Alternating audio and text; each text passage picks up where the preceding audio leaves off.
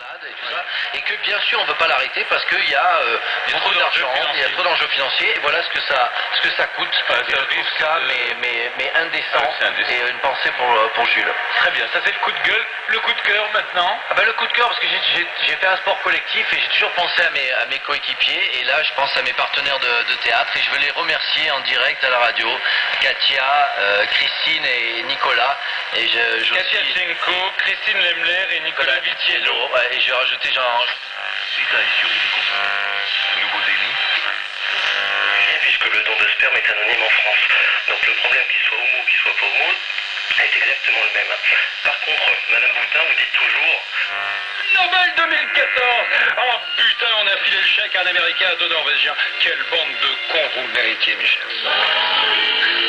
Merci Daniel.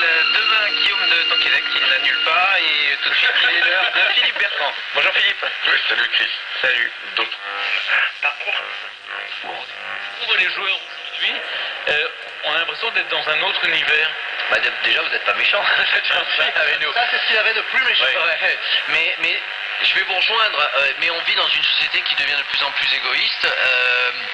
Il faut savoir que le football reflète juste la société de maintenant, donc elle n'est pas différente.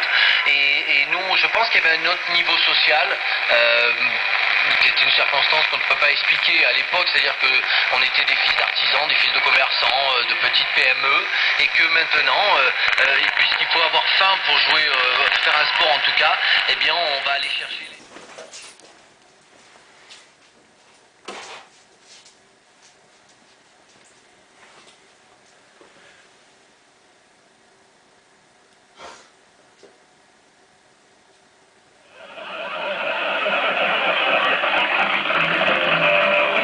C'est officiel, c'est bien lui le roi de la blague, Jean-Marie Bigard, que vous retrouverez dès demain aux côtés de Cyril Hanouna. Les pieds dans le plat reviennent à partir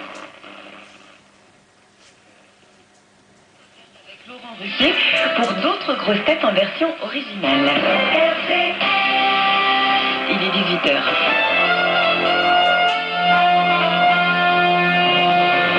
RTL Soir.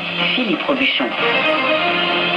Bonsoir, c'est parti pour la 10e route du Rhum, destination Guadeloupe. Le départ a été donné à 14h au large de Saint-Malo, entre soleil, nuages et déjà pas mal de vent. Après 4 heures de course, vous êtes ralenti jusqu'à Toulouse sur la 61 et puis sur la 62 aux abords de Montauban. Sur Europe 1 ce matin, cette semaine, elle reçoit les parties concernées. Ces déclarations vont dans le bon sens. Première réaction ce soir de José Bové. La semaine du mi-mandat pour François Hollande, nous en parlerons également dans ce journal. Le chef de l'État qui s'est envolé pour le Canada. Dans l'actualité encore ce soir, un garçon de 8 ans tué par un palais.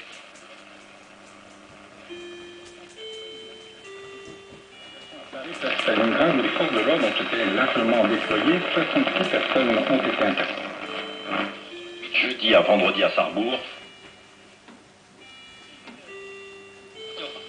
Bonsoir Jérôme Chapuis. Bonsoir. À 18h30, ce sera le grand jury RTL Le Figaro LCI avec pour invité Laurent Wauquiez, le vice-président de l'UMP.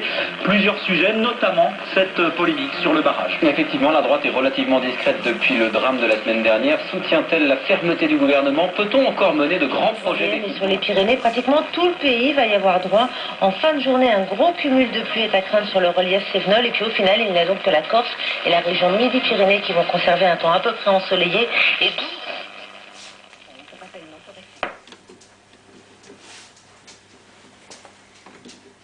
un gros bouquet et une plante. C'est pour Rémi, on va planter un maximum de choses, puis il y a des fleurs. Qu'est-ce que c'est comme fleurs? Ça, c'est des œillets de poète, parce que c'était un poète dans son genre.